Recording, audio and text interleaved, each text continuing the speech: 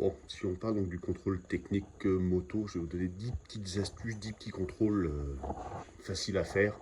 Numéro 1, c'est bien sûr avoir la carte grise. Ça, c'est incontournable.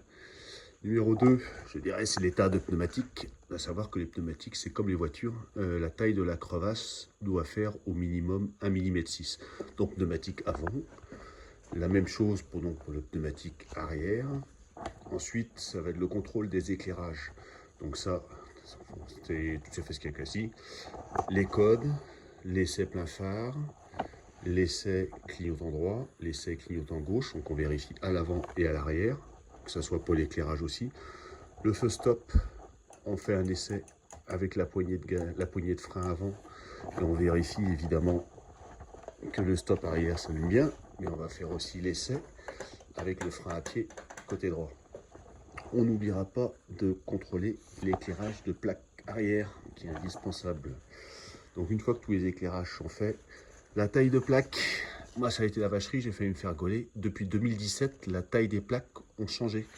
Donc maintenant c'est 21 cm par 13 cm, c'est-à-dire 21 cm par 13 cm. Au niveau du freinage, forcément, il y aura le contrôle des étriers, des plaquettes et des disques. Donc pour contrôler les plaquettes, moi j'ai déjà fait des vidéos là-dessus, je ne vais pas revenir dessus. Donc mais pensez à contrôler l'état de vos plaquettes, avant et arrière, l'état des disques également. Niveau de liquide de frein aussi, être sûr forcément que vous ayez du liquide de frein à l'avant. Ici on doit toujours, on doit jamais voir un niveau vide. Et pour la mienne, donc une Varadero 1000, j'ai également le côté arrière. Ensuite, l'échappement, forcément, soyez sûr d'avoir les chicanes et qu'elles soient bien fixées. Il ne contrôle pas le bruit pour le moment, donc il ne faut pas trop avoir de scrupules, mais par contre, forcément, les chicanes doivent être là. Il n'y a pas photo. Ne pas oublier poignée de gaz, retour de poignée de gaz, être sûr qu'il revient bien. Le coupe-circuit, c'est pareil, mais ça, normalement, il n'y a pas de problème. La petite vacherie qui va arriver à beaucoup d'entre vous, c'est l'état de la fourche avant. Bon, une fourche, j'entretient régulièrement, je ne vais pas faire une photo là-dessus, mais si jamais les joints spient, ici fuient, et vous avez des traces d'huile au niveau de la fourche avant, ça peut coincer. Donc tous les petits malins diront, je nettoie un peu avant de passer au contrôle technique. Bon, chacun fait ce qu'il veut, hein. Une fourche qui n'est pas en bon état, ça peut faire des surprises aussi.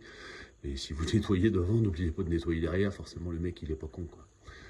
Et qu'est-ce qu'on a d'autre? Et puis donc en finale, qu'est-ce qu'ils font? C'est le seul truc à peu près qui n'est pas un contrôle manuel, c'est la pollution de la bécane.